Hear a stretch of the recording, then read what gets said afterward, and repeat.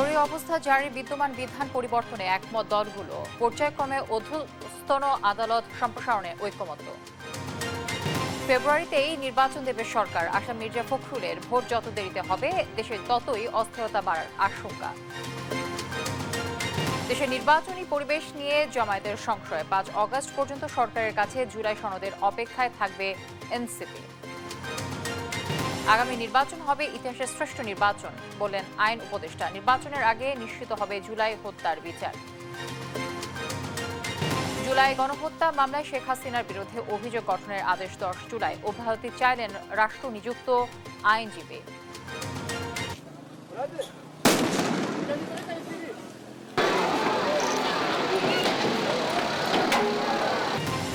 সরকার বিরোধী বিক্ষোভে উত্তাল কেনিয়া, আইন শৃঙ্খলা বাহিনীর সঙ্গে তুমুল সংঘর্ষ, পুলিশের গুলিতে নিহত 2। এবং সিরিজ নির্ধারণী ম্যাচে মঙ্গলবার শ্রীলঙ্কার বিপক্ষে মাঠে নামবে বাংলাদেশ। জয়ের ধারা অব্যাহত রেখে সিরিজ নিশ্চিত করতে চায় মিরাজরা। দর্শক, সংবাদ রাতে শুনছিলেন শিরোনামগুলো, সঙ্গে থাকছে আমি তানজিয়া যুথি। পর্যায়ক্রমে উপজেলা পর্যায়ে অধস্তন আদালত সম্প্রসারণে নীতিগতভাবে একমত দেশের রাজনৈতিক দলগুলো। সব দলের মতামতের ভিত্তিতে এ ঘোষণা দেন কমিশনের সহ সভাপতি আলী রিয়াজ। সে সঙ্গে জরুরি অবস্থা জারির বিদ্যমান বিধান পরিবর্তনেও দলগুলো একমত বলেও জানান তিনি। তাদের মতে জরুরি অবস্থায় সব মৌলিক অধিকার স্থগিত গ্রহণযোগ্য নয়। সাইফুল রিপনকে সঙ্গে নিয়ে আরো জানাচ্ছেন এনআই নাহিদ। সোমবার রাজধানীর ফরেন সার্ভিস একাডেমিতে জাতীয় ঐক্যমত্য কমিশনের সঙ্গে রাজনৈতিক দলগুলোর দ্বিতীয় পর্যায়ের 10ম দিনের আলোচনা হয়।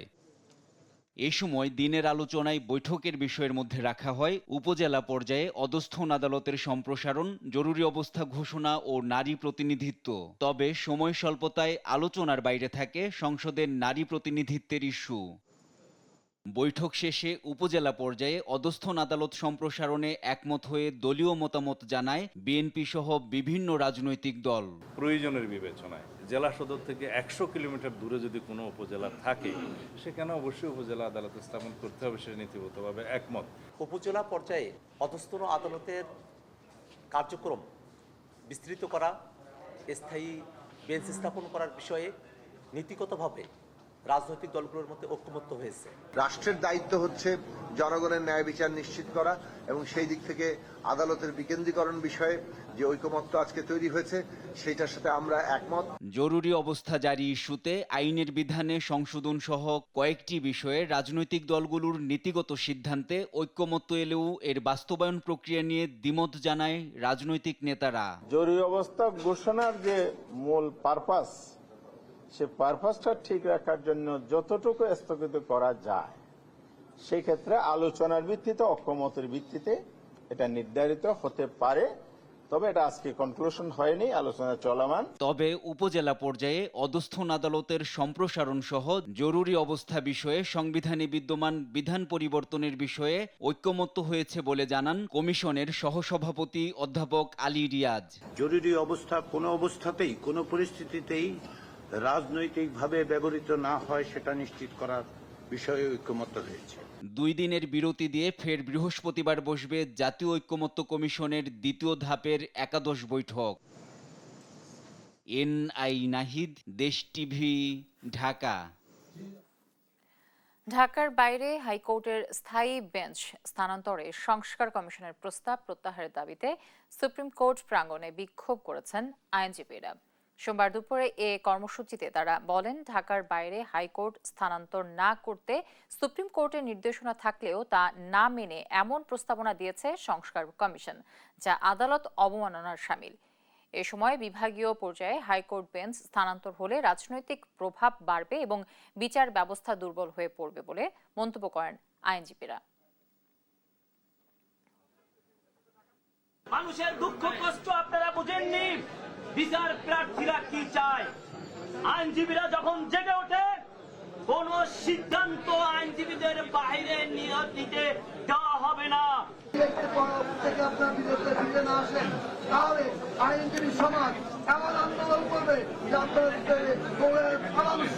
বিচার বিভাগে ন্যায় বিচারকে সুদূর পরাহত করার ষড়যন্ত্র চলছে। আমরা মনে করি সংস্কার কমিশনের এই তথাকথিত ঐক্যমত তারই একটা বহিঃপ্রকাশ। ফেব্রুয়ারির মধ্যে সরকার নির্বাচন দেবে বলে আশাবাদী বিএনপি। দলটির মহাসচিব মির্জা ফখরুল ইসলাম আলমগীর বলেন, ভোটের যত দেরি হবে দেশে অস্থিরতা ততই বাড়বে। বিকেলে সিলেটের শহীদ পরিবারের সম্মাননা অনুষ্ঠানে এসব কথা বলেন তিনি। এর আগে হযরত শাহজালালের মাজার জিয়ারত করেন বিএনপি মহাসচিব। বলেন, আগামী ফেব্রুয়ারিতে নির্বাচনের মাধ্যমে দেশ সঠিক পথে উঠবে এবং জনগণের আশা আকাঙ্ক্ষার প্রতিফলন ঘটবে। সহকর্মী খালেদ আহমেদের তথ্য ও ছবিতে জানাচ্ছেন আপন অপু। নেতাকর্মীদের সঙ্গে নিয়ে সিলেটে হযরত শাহজালালের মাজার জিয়ারত করেছেন বিএনপি মহাসচিব মির্জা ফখরুল ইসলাম আলমগীর। সোমবার সকালে জিয়ারত শেষে কথা বলেন সাংবাদিকদের সঙ্গে। আগামী ফেব্রুয়ারিতে নির্বাচনের মাধ্যমে দেশ সঠিক পথে উঠবে এবং জনগণের আকাঙ্ক্ষার প্রতিফলন ঘটবে বলে আশা করেন তিনি।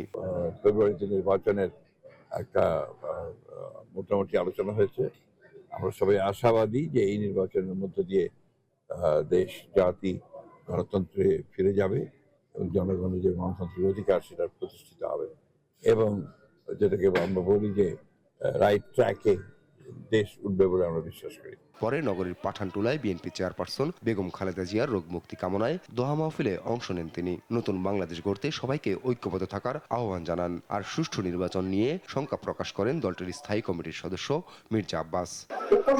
বিভিন্ন স্তরে এখন পর্যন্ত শেখ হাসিনার লোকেরা রয়ে গেছে যারা এখন পর্যন্ত ষড়যন্ত্র, যারা চাচ্ছে না যে বাংলাদেশে একটি সুষ্ঠু নির্বাচন হোক। স্বপ্নটা আমাদের কাছে, সেই স্বপ্ন হচ্ছে যে আমরা একটা নতুন বাংলাদেশ করবো যেখানে এই সম্ভব। আমি আজকে আপনাদের কাছে আবেদন জানাতে চাই, আসুন আমাদের বিরুদ্ধে যেন খারাপ কথা কেউ বলতে না পারে, আমাদের দিকে আঙ্গুলটাকে কেউ যেন না বলে যে আমরা খারাপ কাজ করছি, কারো জমি দখল করেছি, ব্যবসা দখল করেছি, চাঁদাবাজি করেছি, এই কথা যেন কেউ বলতে না হয়। বিকেলে নগরীর একটি অভিজাত হোটেলে জুলাই বিপ্লবের শহীদদের শ্রদ্ধা ও তাদের পরিবারকে সম্মাননার আয়োজন হয়। সেখানে মির্জা ফখরুল দ্রুত নির্বাচন আয়োজনের তাগিদ দেন অন্তর্বর্তী সরকারকে। অনুষ্ঠানে বিএনপি মহাসচিবের সঙ্গে অংশ নেন কেন্দ্রীয় নেতারাও। আপন অপু, নিউজ ডেস্ক, দেশ টিভি। নির্বাচনের পরিবেশ নিয়ে সংশয় জানিয়ে জামায়াতে ইসলামীর সেক্রেটারি জেনারেল মিয়া গোলাম পরওয়ার বলেছেন, এখনো সবার জন্য লেভেল প্লেইং ফিল্ড তৈরি হয়নি। সোমবার সকালে 19 জুলাই জামায়াতের জাতীয় সমাবেশ উপলক্ষে সোহরাওয়ার্দী উদ্যানের সভার প্রস্তুতি পরিদর্শন শেষে কথা বলেন তিনি। জানান, নির্বাচন পেছানোর কোনো দাবি করেনি জামায়াত, নির্বাচনের আগে প্রয়োজনীয় সংস্কারের কথা বলেছে। চলতি মাসেই জুলাই সনদ ঘোষণা করতে সরকারের প্রতি জোর দাবি জানান তিনি। এছাড়া 19 জুলাইয়ের জনসভা সফল করতে আইন শৃঙ্খলা বাহিনীর সহযোগিতাও চেয়েছেন গোলাম পরওয়ার।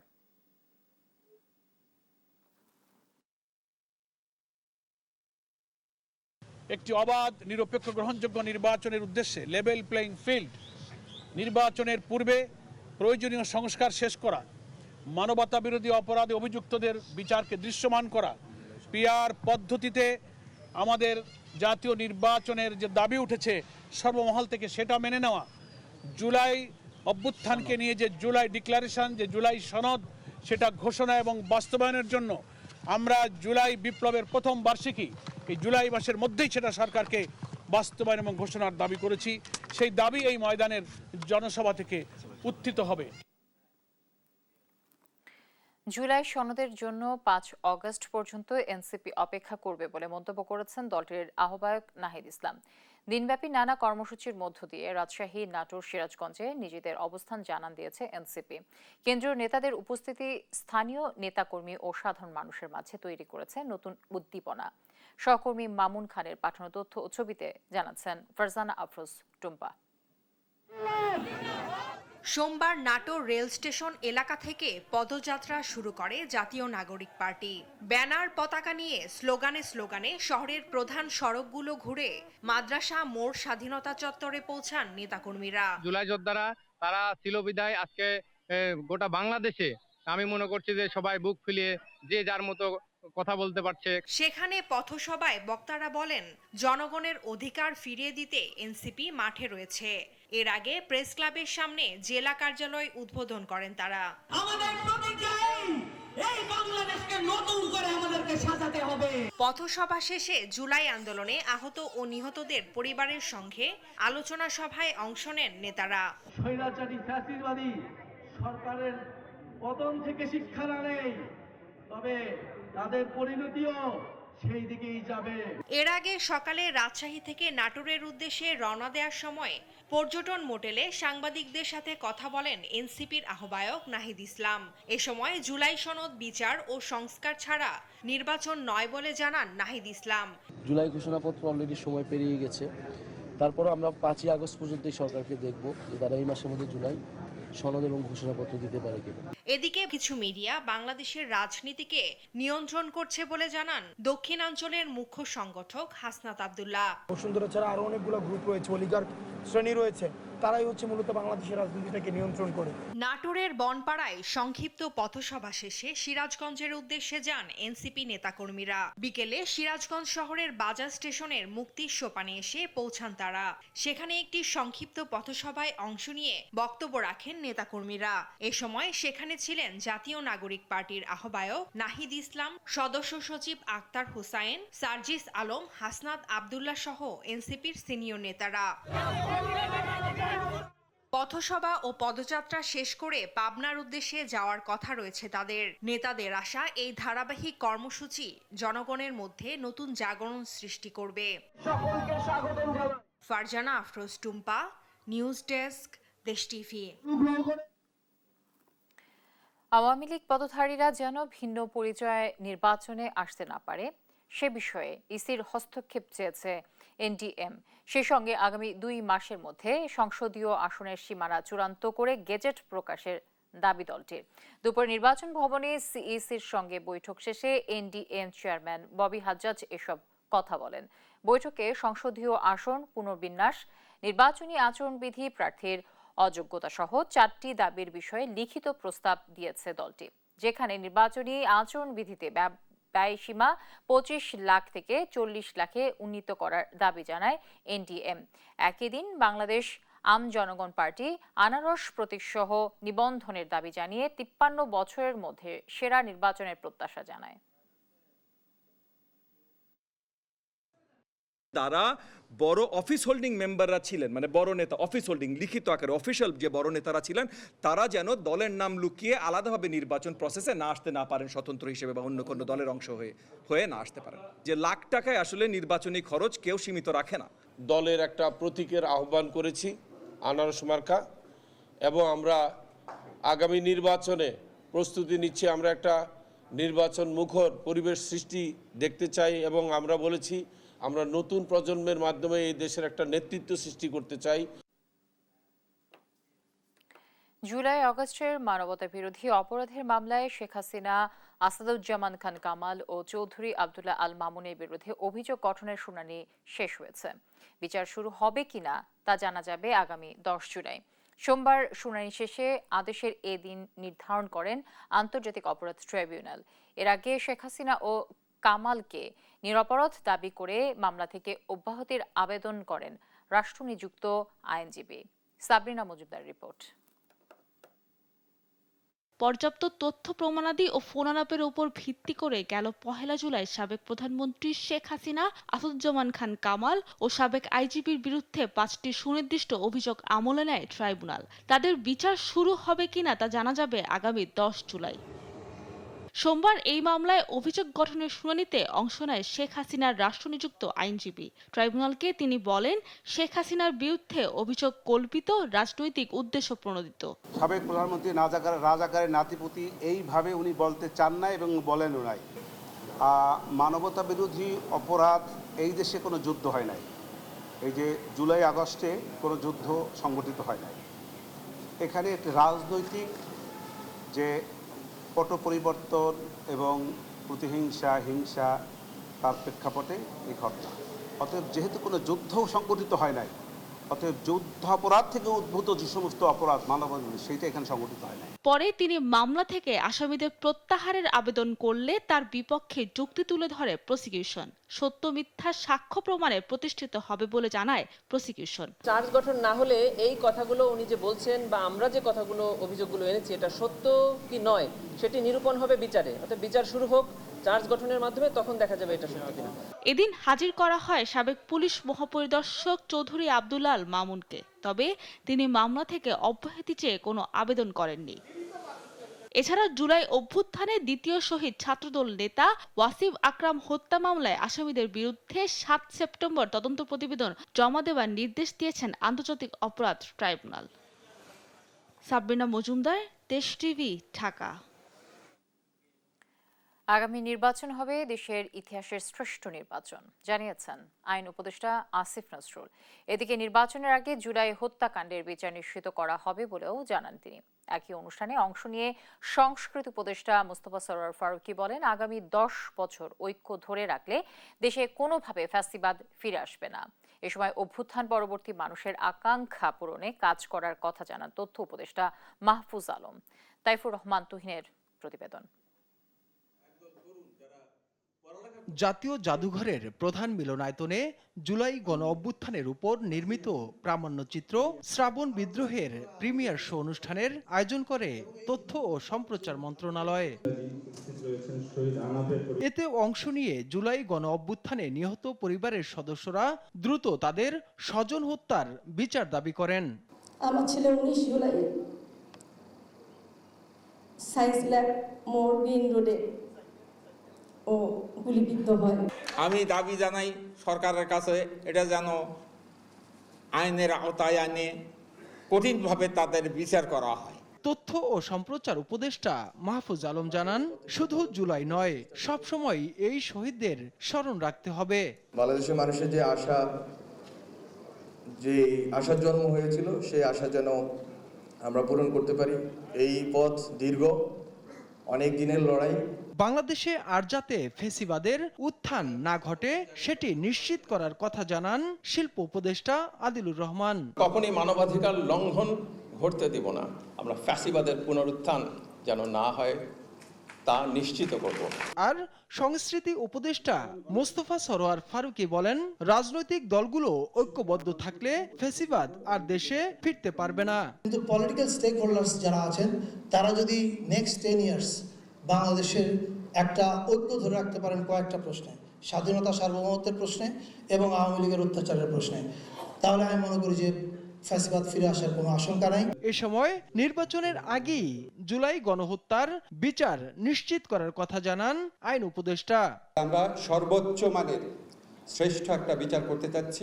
আমি নিশ্চিতভাবে বিশ্বাস করি নির্বাচনের আগে অবশ্যই বিচার হবে। আগামীতে যে নির্বাচন হবে সেটি বাংলাদেশের ইতিহাসে স্মরণীয় নির্বাচন হবে বলেও জানান আইন উপদেষ্টা আসিফ নজরুল। আমাদের প্রচেষ্টা আছে এটা বাংলাদেশের ইতিহাসে শ্রেষ্ঠতম নির্বাচন হবে। তাইফুর রহমান তুহিন, দেশ টিভি, ঢাকা। আমাদের লাভজনক বিনিয়োগের প্রলোভন দেখিয়ে সোশ্যাল মিডিয়ায় গ্রাহকের কাছ থেকে আত্মসাৎ করে কোটি টাকারও বেশি। হাত তৈরিতে ছদ্মবেশ ধারণ করে বিদেশি নাগরিকের। শুরুতে ছোট ছোট কাজের মাধ্যমে বিশ্বাস অর্জন করে সুযোগ বুঝে পাতে বড় প্রতারণার ফাঁদ। শুধু সাধারণ মানুষ নয়, গণ্যমান্য ব্যক্তিদেরও টার্গেট করে তারা। তবে শেষ রক্ষা হয়নি, র্যাবের জালে ধরা পড়ে এই প্রতারক চক্র। বাকিটা জানাচ্ছেন আমাদের সহকর্মী সাদ আহমেদ।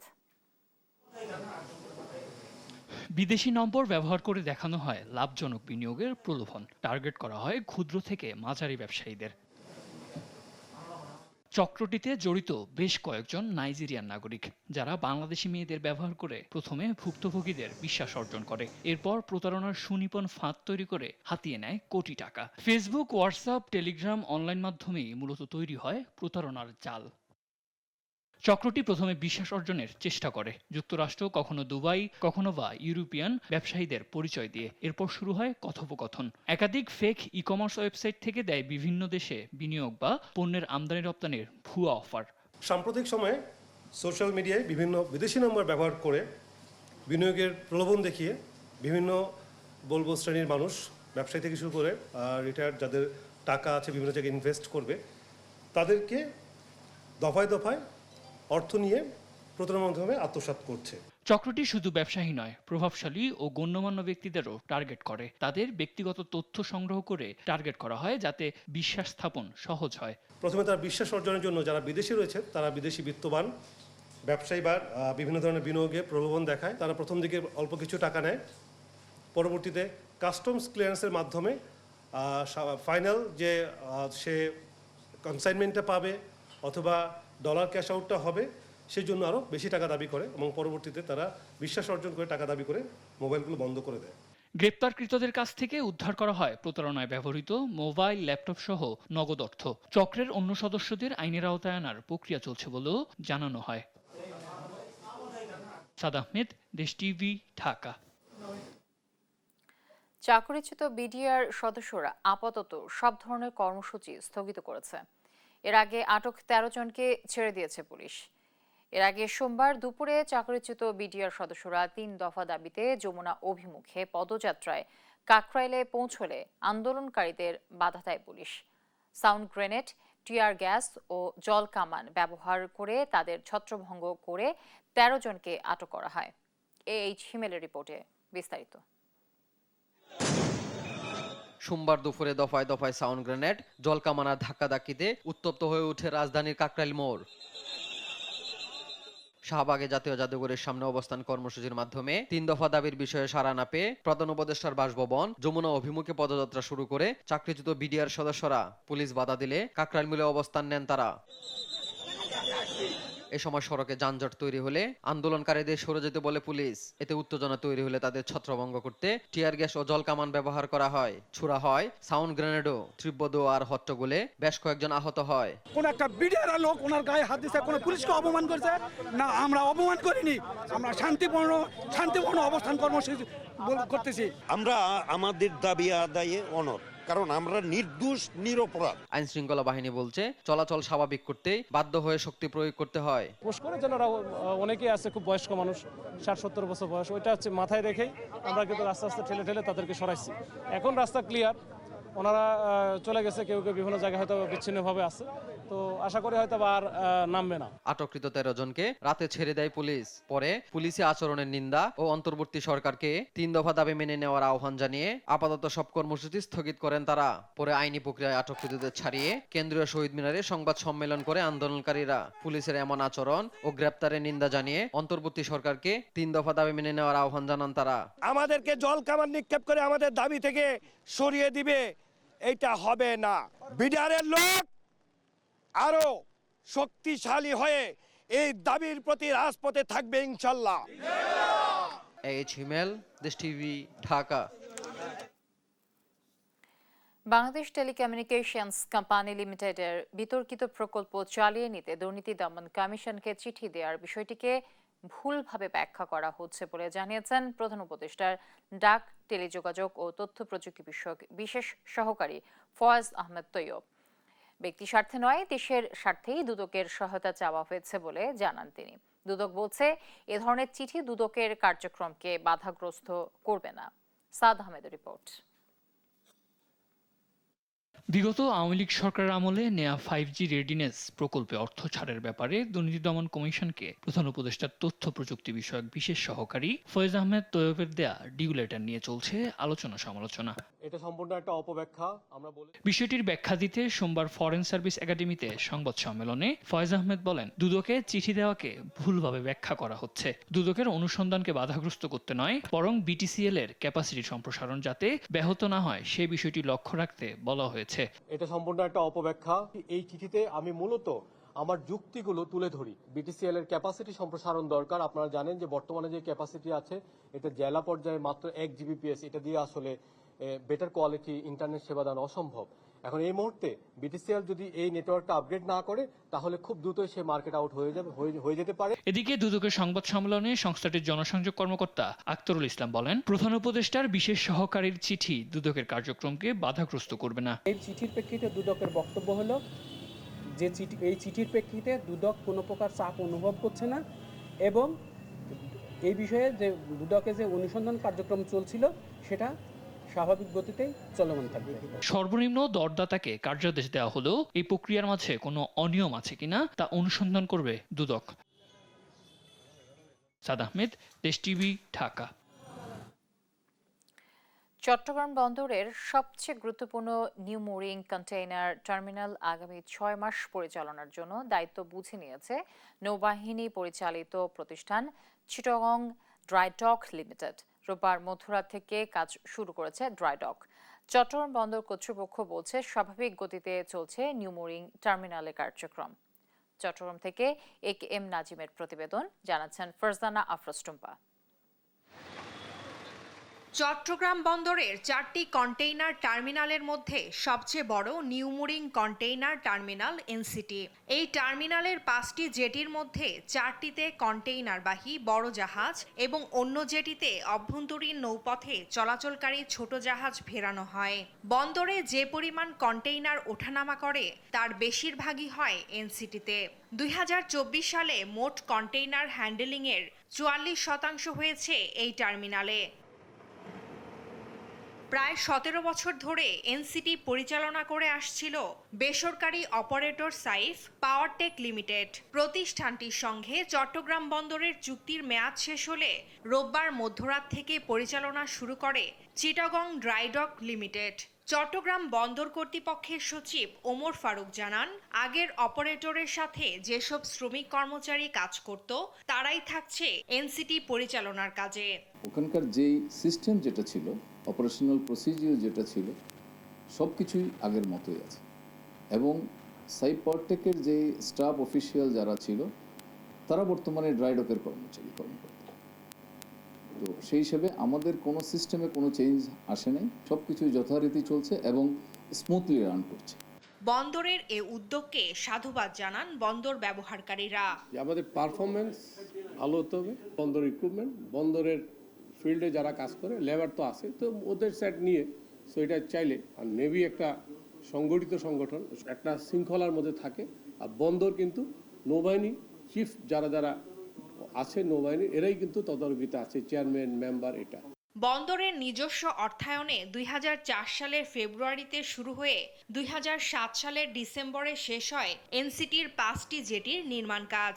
নির্মাণ কাজে বন্দরের খরচ হয়েছিল 469 কোটি টাকা। ফারজানা আফরোজ টুম্পা, নিউজ ডেস্ক, দেশ টিভি। ডেঙ্গু জ্বরে আক্রান্ত হয়ে 24 ঘন্টায় 3 জনের মৃত্যু হয়েছে। এ সময়ে আক্রান্ত হয়ে সর্বোচ্চ 492 জন রোগী ভর্তি হয়েছেন হাসপাতালে। সোমবার স্বাস্থ্য অধিদপ্তরের হেলথ ইমার্জেন্সি অপারেশন সেন্টার ও কন্ট্রোল রুম থেকে পাঠানো প্রতিবেদনে এ তথ্য জানা গেছে। এতে বলা হয়, রোববার সকাল 8টা থেকে সোমবার সকাল 8টা পর্যন্ত দেশে 24 ঘন্টায় ডেঙ্গুতে হাসপাতালে ভর্তি হয়েছেন 492 জন, যা চলতি বছরে একদিনের সর্বোচ্চ। এ নিয়ে চলতি বছর ডেঙ্গুতে 48 জনের মৃত্যু হয়েছে আর আক্রান্ত হয়েছে 12,763 জন। দেখছেন সংবাদ রাত। আত্মহত্যা করেছেন রাশিয়ার সাবেক পরিবহন মন্ত্রী রোমান স্টারবোয়েট। রাশিয়ার প্রেসিডেন্ট ভ্লাদিমির পুতিন মন্ত্রীকে চাকরি থেকে বরখাস্তের কয়েক ঘন্টার মধ্যেই আত্মহত্যা করেন বলে জানিয়েছেন সংশ্লিষ্ট কর্মকর্তারা। রাশিয়ার তদন্ত কমিটি জানিয়েছে, স্টারবোয়েটের মৃতদেহ একটি গাড়ির ভেতরে গুলিবিদ্ধ অবস্থায় পাওয়া যায়। সোমবার বরখাস্তের ঘোষণাপত্রটি ক্রেমলিনের অফিসিয়াল ওয়েবসাইটে প্রকাশিত হয়। ক্রেমলিন মুখপাত্র দিমিত্রি পেসকভ জানান, বিশ্বাসের ঘাটতির কারণে চাকরিচ্যুত হয়েছেন পরিবহন মন্ত্রী। Russian federal agency for air transport জানিয়েছে, বহিরাগত হস্তক্ষেপের কারণে সোমবার পর্যন্ত 485টি ফ্লাইট বাতিল ও 1900 ফ্লাইট বিলম্বিত হয়েছে। এমন ঘটনার মধ্যেই বরখাস্ত হন রোমান স্টারবোয়েট।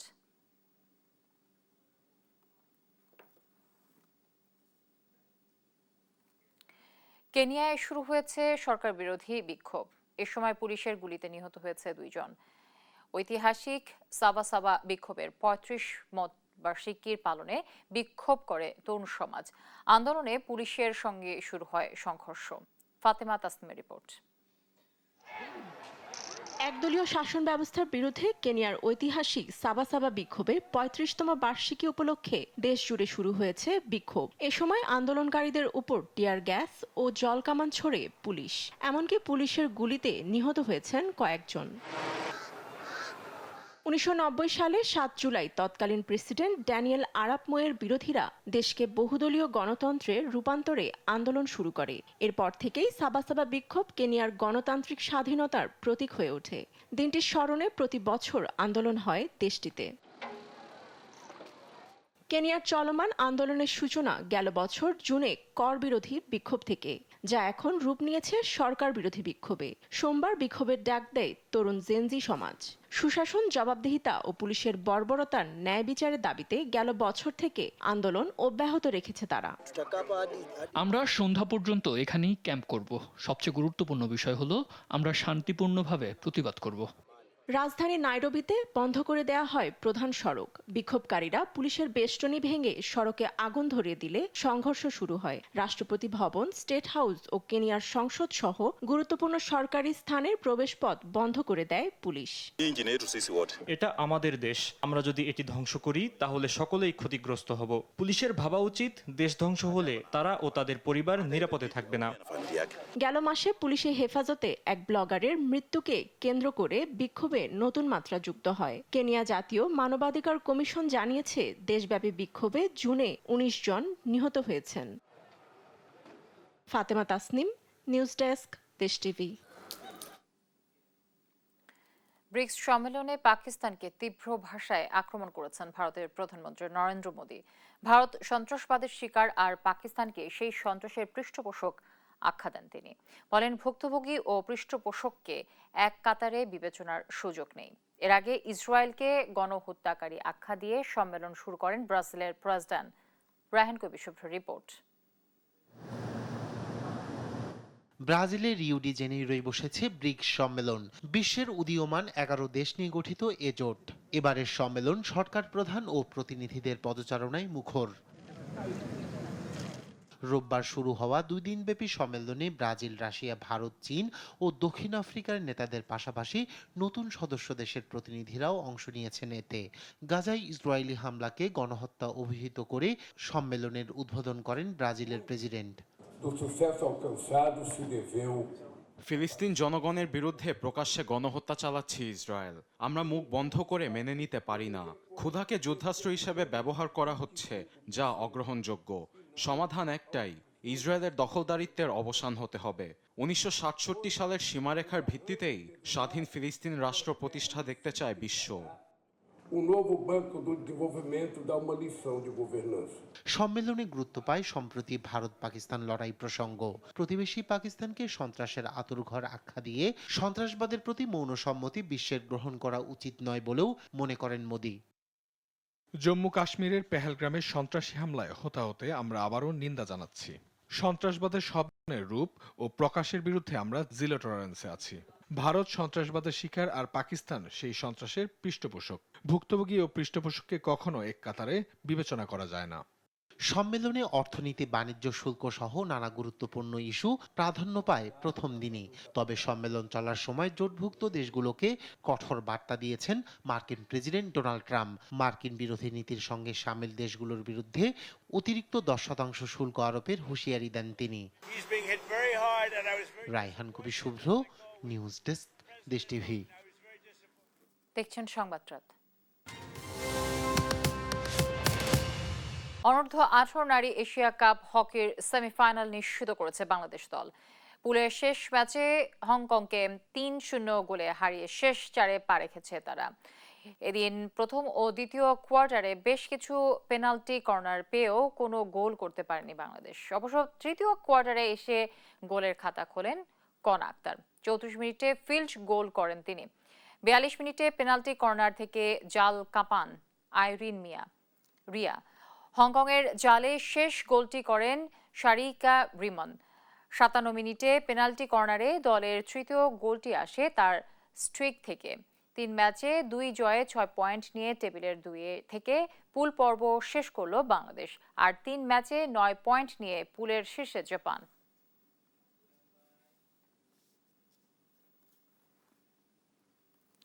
বাংলাদেশ নারী ফুটবল দল প্রথমবারের মতো এশিয়া কাপের চূড়ান্ত পর্বে জায়গা করে নেয় অর্ধ কোটি টাকার পুরস্কার ঘোষণা করেছেন যুব ও ক্রীড়া উপদেষ্টা আসিফ মাহমুদ সজীব ভূঁইয়া। সোমবার রাতে এই সংক্রান্ত একটি বিজ্ঞপ্তি প্রকাশ করে যুব ও ক্রীড়া মন্ত্রণালয়। 2024 সালের অক্টোবরে বাংলাদেশ সাফ চ্যাম্পিয়ন হয়েছিল। সাফ চ্যাম্পিয়ন হওয়ার পর দিন বাফুফে ভবনে উপদেষ্টা 1 কোটি পুরস্কার ঘোষণা করেন। এবার যুব ও ক্রীড়া উপদেষ্টা এশিয়া কাপ নিশ্চিত করার পর অর্ধ কোটি টাকা বোনাস ঘোষণা করলেন। গেল রাতে হাতিরঝিলে নারী দলকে বাফুফে সংবর্ধনা দিলেও কোনো আর্থিক পুরস্কারের ঘোষণা আসেনি। এছাড়াও সাফ চ্যাম্পিয়ন হওয়ার জন্য ঘোষিত 1.5 কোটি টাকারও এখনো বুঝে দেওয়া হয়নি ফুটবলারদের।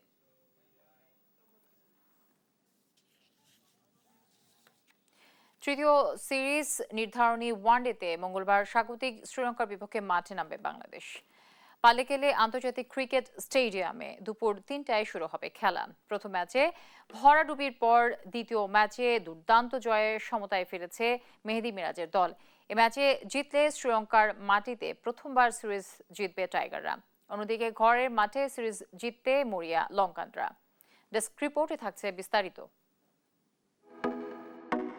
সমুদ্র তীরের কলম্বো থেকে জয়ের সুখস্মৃতি নিয়ে এবার পাহাড়ি শহর কেন্ডিতে বাংলাদেশ দল। শ্রীলঙ্কার মাটিতে প্রথমবারের মতো ওয়ানডে সিরিজ জয়ের মিশন মেহেদী হাসান মিরাজের দলের। মঙ্গলবার দুপুর 3টায় পাল্লেকালে আন্তর্জাতিক ক্রিকেট স্টেডিয়ামে লায়ন বধের লক্ষ্য নিয়ে মাঠে নামবে টাইগাররা। দ্বিতীয় ওয়ানডেতে দুর্দান্ত এক জয় বদলে দিয়েছে লাল সবুজ ড্রেসিং রুমের পরিবেশ।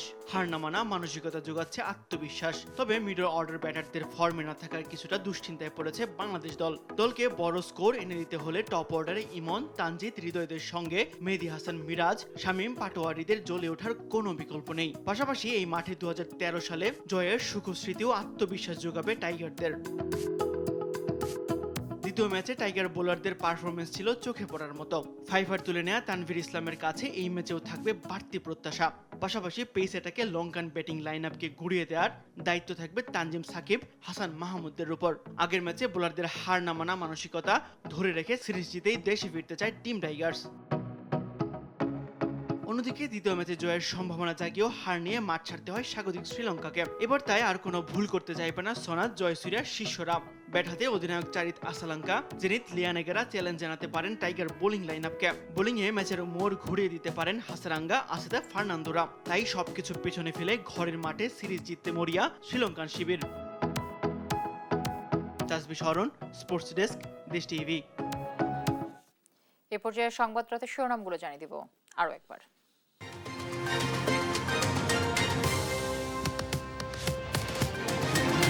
জরুরি অবস্থা জারির বিদ্যমান বিধান পরিবর্তনে একমত দলগুলো। পর্যায়ক্রমে অধস্তন আদালত সম্প্রসারণে ঐক্যমত্য। ফেব্রুয়ারিতে নির্বাচন দেবে সরকার। আশা মির্জা ফখরুলের ভোট যত দেরিতে হবে দেশে ততই অস্থিরতা বাড়ার আশঙ্কা। দেশে নির্বাচনী পরিবেশ নিয়ে জামায়াতের সংশয়। 5 আগস্ট পর্যন্ত সরকারের কাছে জুলাই সনদের অপেক্ষায় থাকবে এনসিপি। আগামী নির্বাচন হবে ইতিহাসের শ্রেষ্ঠ নির্বাচন বললেন আইন উপদেষ্টা। নির্বাচনের আগে নিশ্চিত হবে জুলাই হত্যার বিচার। জুলাই গণহত্যা মামলায় শেখ হাসিনার বিরুদ্ধে অভিযোগ গঠনের আদেশ 10 জুলাই। অব্যাহতি চাইলেন রাষ্ট্রনিযুক্ত আইনজীবী।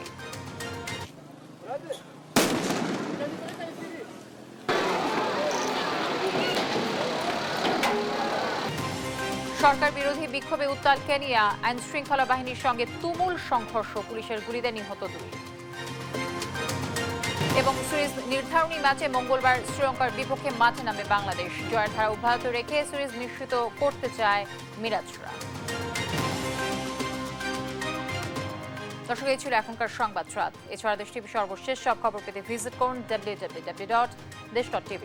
ফেসবুকে আমাদের সঙ্গে যুক্ত থাকুন দেশ টিভি অথবা দেশ টেলিভিশন পেজে। এছাড়া সর্বশেষ সব ভিডিও পেতে ইউটিউবে আমাদের হ্যান্ডেল @দেশ টেলিভিশন অথবা @দেশ টিভি নিউজ লিখে সার্চ করুন। ধন্যবাদ সবাইকে সাথে থাকার জন্য।